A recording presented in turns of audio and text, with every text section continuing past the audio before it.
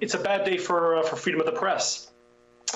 This puts a real chill now on the ability of journalists to do their job with sources. Many are calling it a dark day for journalism. Today, the Supreme Court of Canada ruled a Vice News journalist must hand over information he obtained about a suspected terrorist to police. The case involved Ben Maku from Vice News, who managed to get in touch with a suspected Canadian terrorist. We are coming and we will destroy you. Maku had been talking to Farah Mohammed Shirdan, a former Calgarian who reportedly went overseas to fight for ISIS, and was seen on video burning his Canadian passport and issuing threats to all oppressors. When the RCMP found out, they demanded Vice hand over the correspondences.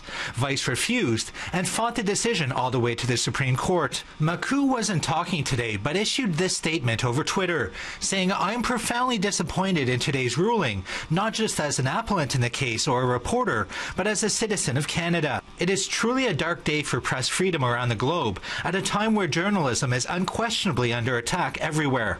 O'Hanlon believes today's decision will discourage sources from speaking to media. What source now is going to speak to a journalist knowing that they can now be their information be handed over to the police? It's a feeling shared by many journalists.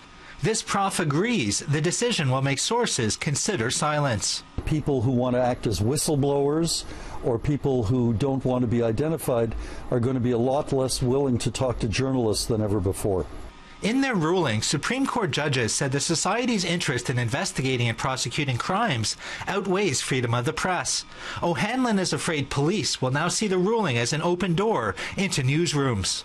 I think they're going to see it's open season. They'll just throw out any request to get journalist notes, and it's going to be going to the courts again each time to have a judge make the ruling.